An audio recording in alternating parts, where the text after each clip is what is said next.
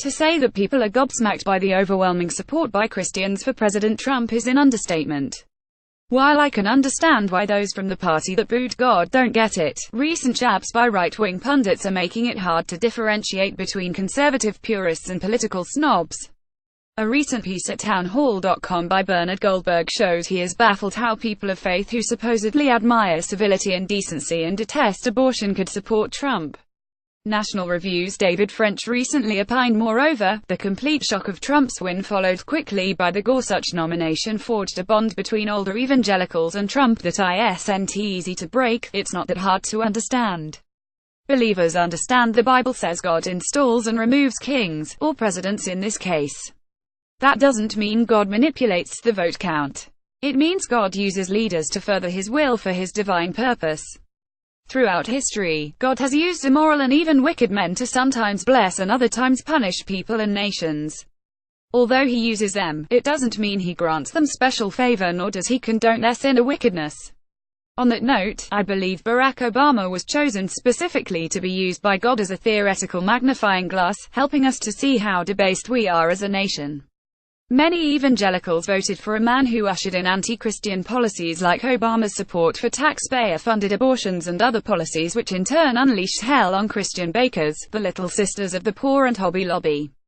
Obama wasn't a friend to Israel, either. If Obama was God's choice for America, then so is Donald Trump. The 8 years of Obama's presidency sent true believers to their knees praying. 2 Chronicles chapter 714 If my people, who are called by my name, will humble themselves and pray and seek my face and turn from their wicked ways, then I will hear from heaven, and I will forgive their sin and will heal their land. Then, against all odds and effort from all sides to take him down, Trump won. And those with calloused knees rose from their tear-stained prayer closets, believing that God heard their cries and answered their prayers, in the strangest of ways.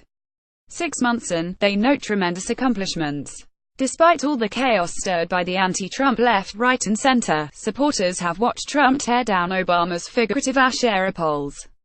Even without a wall, they feel safer, with border security markedly improved, illegal border crossings greatly reduced and sanctuary cities put on notice. While the left and establishment folks run down Russia rabbit holes, Trump is quietly reshaping America's judicial system for years to come, naming many young conservatives nominees to the federal bench. And Neil Gorsuch. While they are preoccupied with special investigations, Trump is unshackling the free market from senseless regulations, allowing the economy to expand, jobs to increase and the stock market to rise.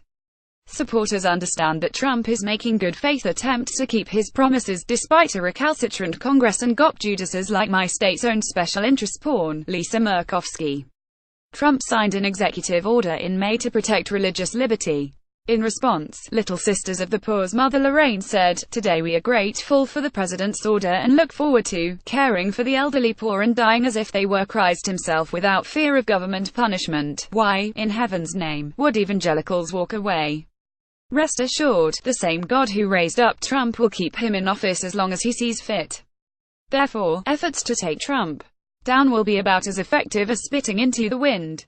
Prayer works, though. Ask a Trump-supporting evangelical." Copyright 2017 Susan Stamper Brown. Susan lives in Alaska and writes about culture, politics, and current events. She is a regular contributor to Town Hall and the Christian Post.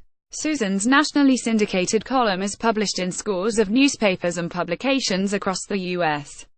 She writes about politics, culture and media and was selected as one of America's 50 best conservative writers for 2015 and 2016. Contact her by Facebook or at writestamper@gmail.com.